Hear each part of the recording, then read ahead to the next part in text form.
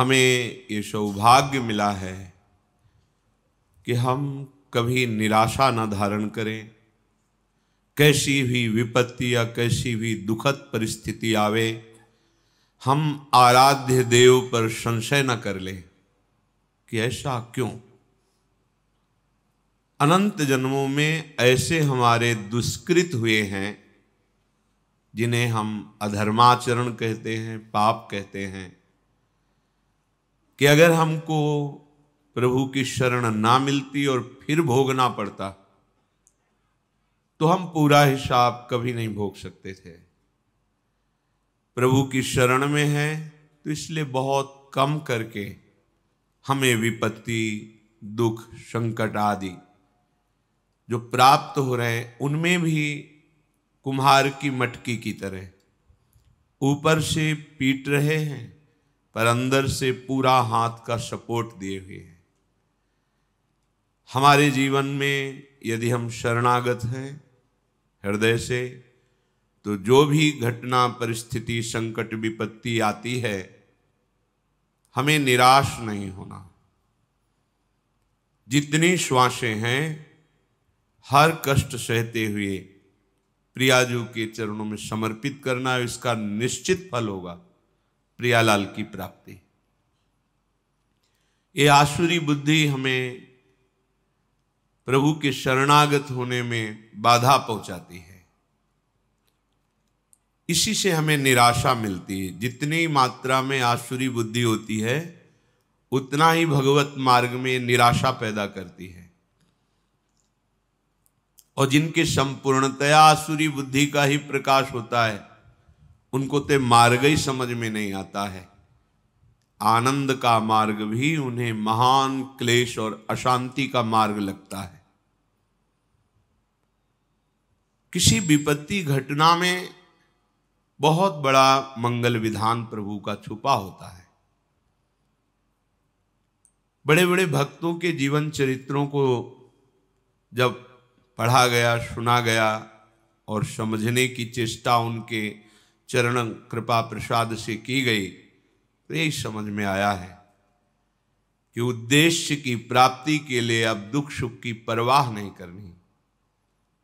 जो भी दुख या सुखद परिस्थिति आती है वो शरीर के ऊपर आती है, आत्मा में तो कभी इसका प्रवाह, प्रवेश, कोई भी स्फुरना बिल्कुल नहीं है। ना दुख का प्रवाह है, ना विपत्ति, संकट, अस्त्र शस्त्र, मार पीट, इनका प्रवेश ही नहीं है। वही हमारा स्वरूप है। ना जानने के कारण शरीराभिमान से युक्त होकर बहुत सी गलतियां हो गई। उन्हीं गलतियों का फल इस शरीर को भोगना पड़ता है। वही हमारे कर्म किसी की बुद्धि में बैठ करके हमें दंड देते हैं। यदि हमारा कर्म ऐसा नहीं है तो त्रिभुवन में सब ईश्वर से संचलित है। किसी की ताकत नहीं है कि कोई कुछ कर सके।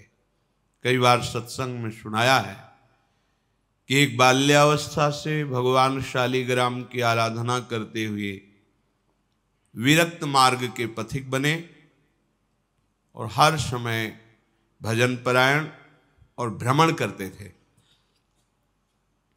एक दिन वो गंगा किनारे शौच आदि क्रियाएं करके स्नान करने को जा ही रहे थे कि 90 लोगों ने भाला, लाठी, तलवार लिए हुए मारो मारो ऐसा कह के घेर लिया। तो संत थे, उन्होंने हाथ जोड़ा और कहा आप सब मार तो डालेंगे ही, यदि कृपा करें और हमें इतना समय दे दे कि हम स्नान करके अपने शालिग्राम भगवान को स्नान करा के चरणामृत ले लें, फिर आप आराम से मार देना। भगवान की इच्छा से वो रुक गए, स्नान किया, शालिग्राम भगवान का सांगोपांग स्नान आदि करा के पूजन किया, चरणामृत लिया और हृदय से प्रार्थना की, प्रभु इस जन्म में हमने तो कोई ऐसी गलती नहीं की जिसका ऐसा दंड मिले कि 90 लोग प्रहार करके मारेंगे। क्या इन 90 लोगों के मारने का रहस्य क्या है? सच्चे हृदय से प्रार्थना की तो भगवान उनके हृदय में स्फुरणा की और जैसे अपने को टीवी में दृश्य दिखाई देता है ऐसे दृश्य उनके सामने चलने लगा। उन्होंने 90 पुरुषों की हत्या की थी पूर्व जन्म में। तो भगवान ने कहा इनको 90 बार जन्म लेना होता और तुम्हें 90 बार मरना होता, पर मेरे भजन का प्रभाव है कि एक साथ ही 90 तुम पर प्रहार करेंगे। तुम मेरे ध्यान में निमग्न हो जाओ, शरीर छोड़कर अब तुम मेरे परम धाम को आओगे। भगवान ने हटाया नहीं, ये कृपा करी कि उसे 90 बार जन्म ना मरना नहीं पड़ा। एक बार में ही 90 लोगों ने प्रहार किया और शरीर तो नाशवान ही है, एक ना एक दिन सबका छूटना है। शरीर छूटा और भगवत धाम को गए। अब अगर बाहरी चेष्टा देख ली जाए तो बड़ी भयावनी लग रही है कि भगवान का भक्त और 90 लोगों का मिलकर प्रहार करना, भगवान बचा नहीं सकते थे क्या? भगवान ने बचा लिया। बार बार जन्म मरण के चक्र से बचा। शरीर तो एक बार छूटता ही है सबका। बड़े महान सत्यवादी भगवत भजन करने वाले प्रताप राय जी की बहन उनके समीप आई कि आपके बहनोई की दशा बिगड़ चुकी है, बहुत औषधियां दिलाई पर वो मरणासन स्थिति में है।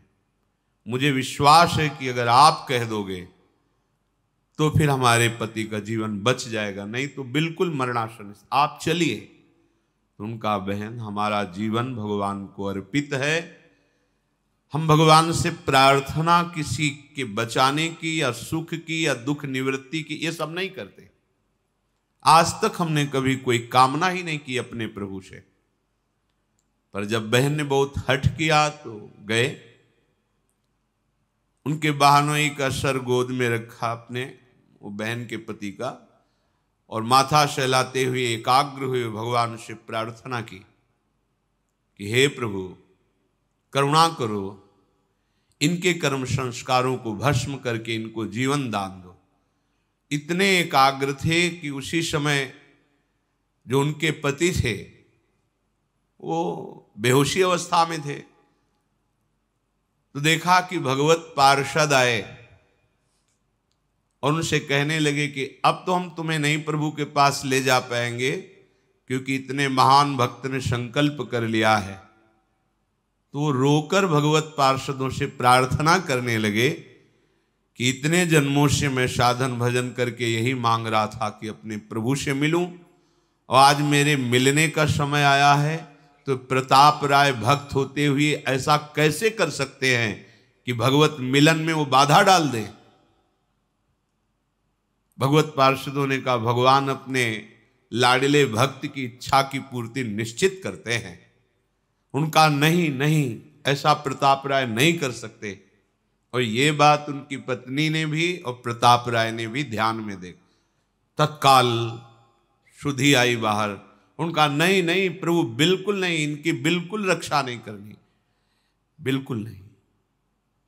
भगवान से मिलन का अवसर आया है, अब बिल्कुल स्वस्थ करने की जरूरत नहीं।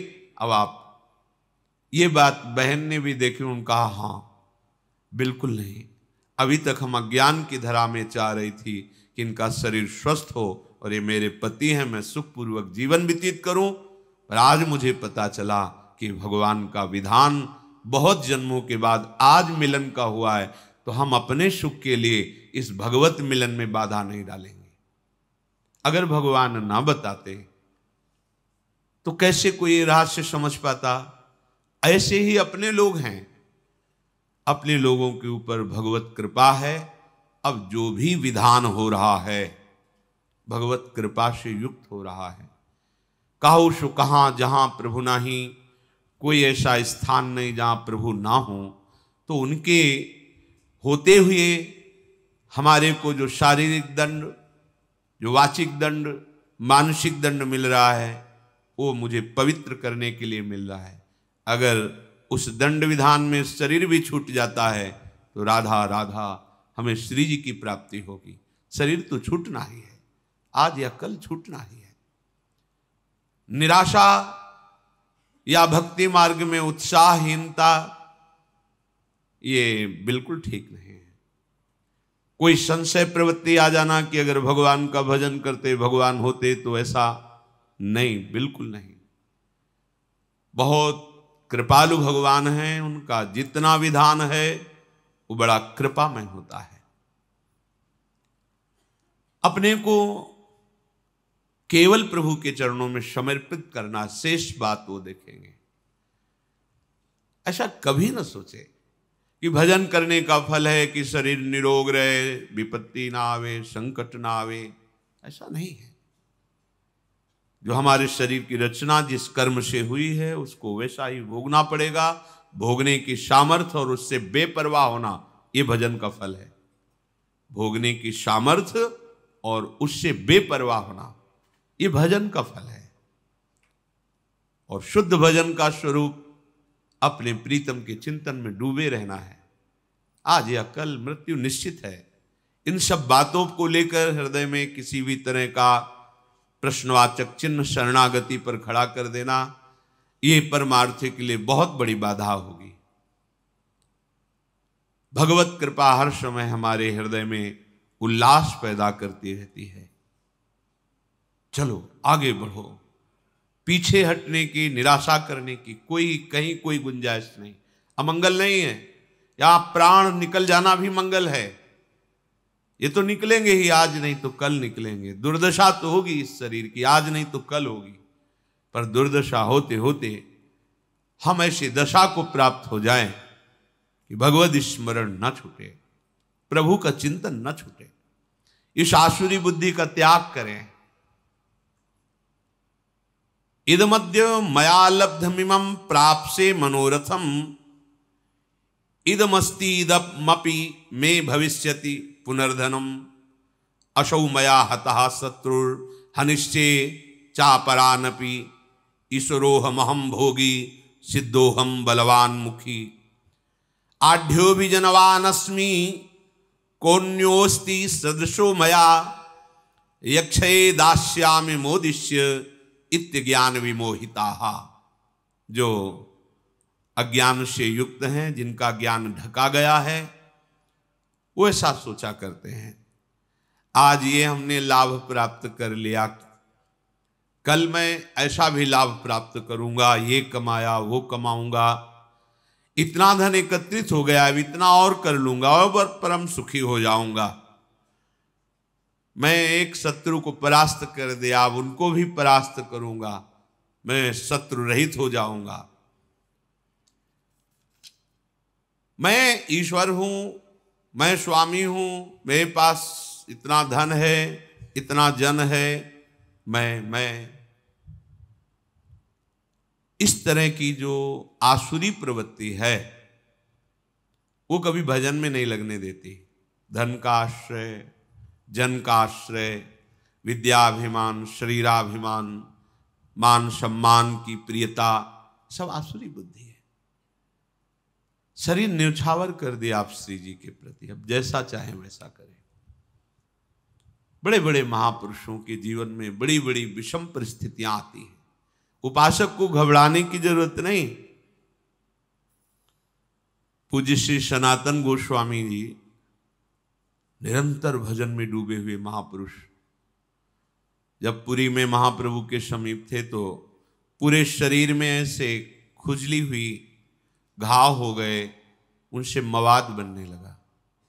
और महाप्रभु जब देखते सनातन जी को तो हृदय से लगाते, उनके शरीर में वो लग जाता, बहुत क्लेश होता। उनका इससे अच्छा है शरीर छोड़ दे। कई बार महाप्रभु से प्रार्थना की, प्रभु इस अधम के शरीर को मत छो। प्रभु ने कहा, सनातन जब तुम्हें हृदय से लगाते हैं तो श्री कृष्ण प्रेम बढ़ता है, इसलिए मैं तो हृदय से लगाऊंगा। और सनातन जी को ये आंतरिक कष्ट होता कि महाप्रभु के निर्मल विग्रह में हमारे शरीर का ये, अब शरीर को ही नष्ट कर देते हैं।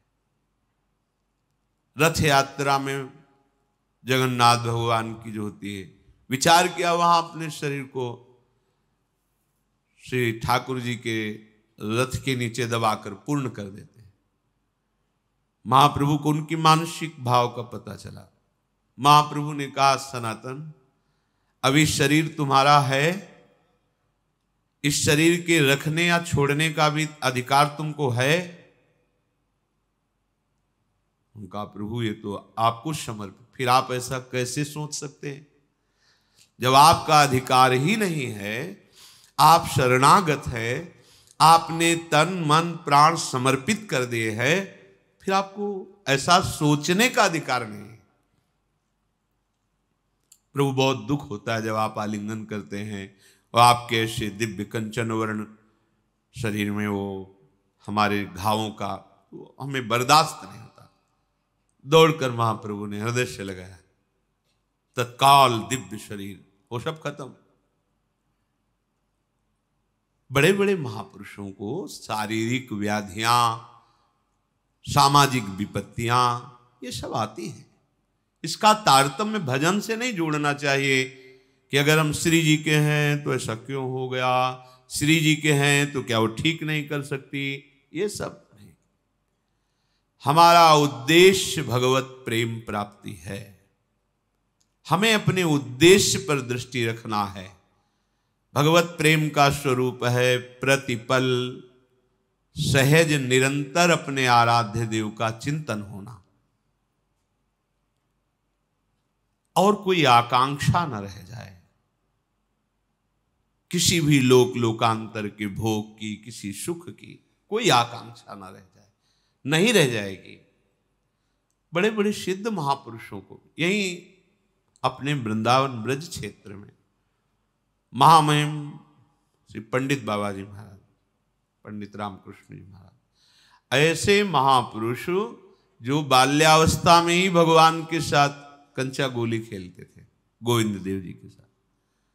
एक भंडारा किया तो संतों के पास अर्थ आ जाता है तो संत सेवा में लगता है, ठाकुर सेवा में लगता है। संत सेवा हुई, शाम के कुछ ऐसे जन पधारे जो स्वभाव में आसुरी प्रवृत्ति रखते थे। कहा बाबा खीर पुआ बटा हमको भी खवाओ।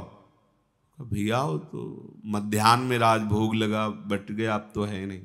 लाठी से प्रहार किया, खोपड़ी फूट गई, रक्त स्राव होने लगा, और वो कुटिया में गए तो उन्हें कुछ मिला नहीं, तो वही अपने गमछे से फिर पट्टी बांधी।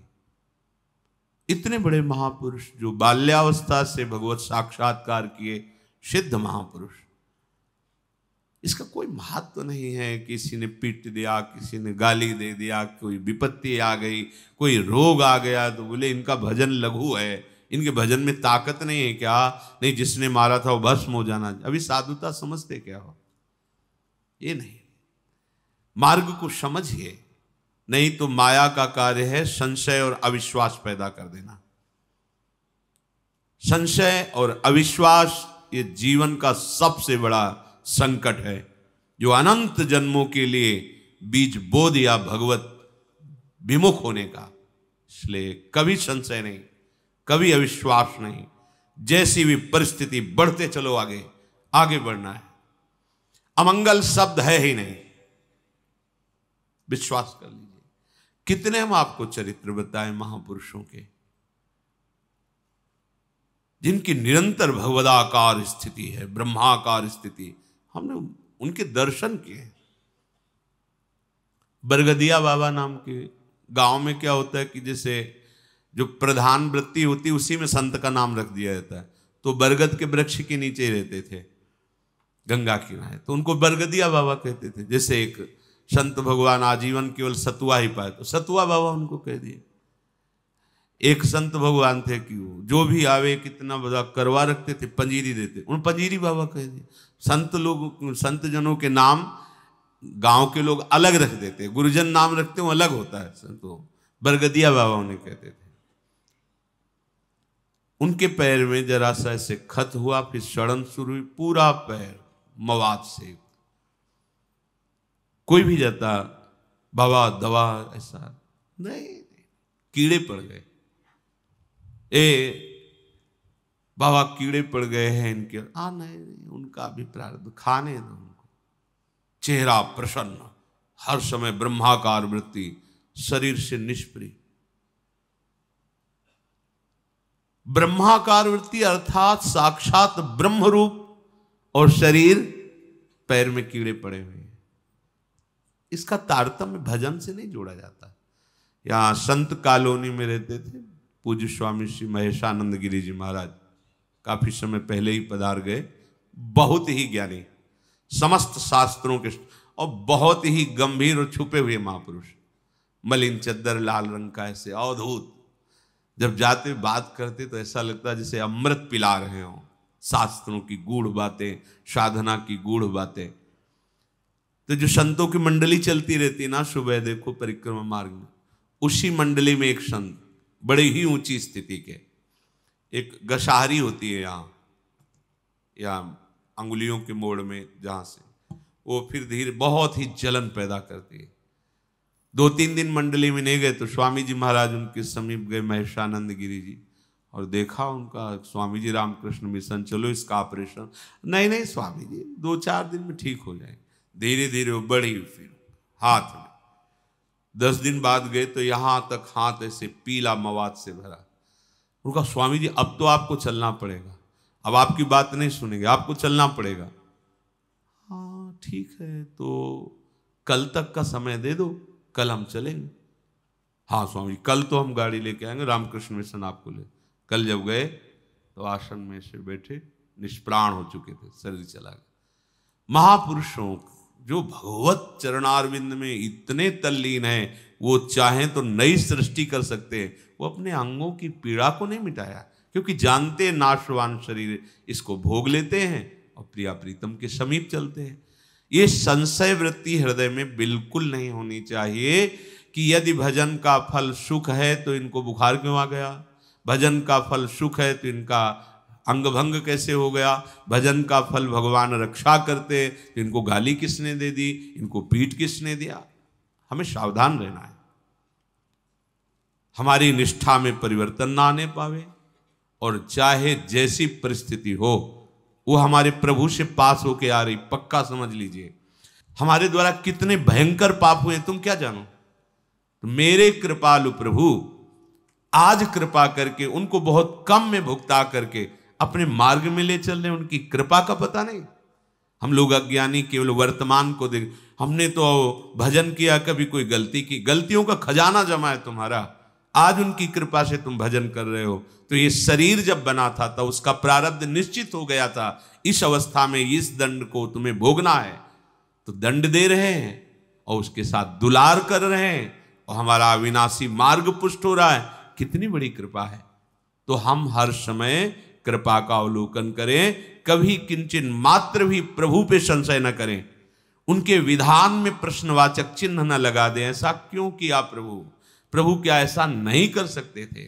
निश्चित मानिए, कोई भी शरणागत के ऊपर जो विधान हो रहा है वो प्रभु का बहुत सोचा समझा विधान है।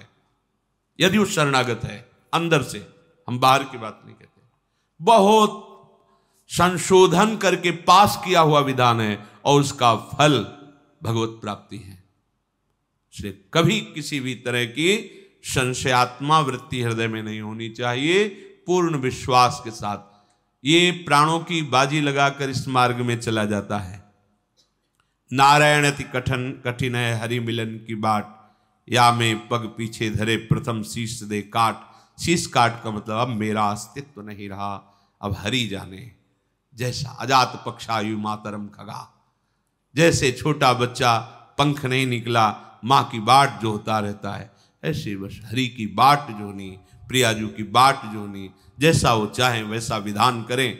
वो ईश्वरों के ईश्वर हैं, हम उनके दास हैं, उनकी शरण में हैं। अब जैसा वो चाहेंगे वो मंगल विधान करेंगे।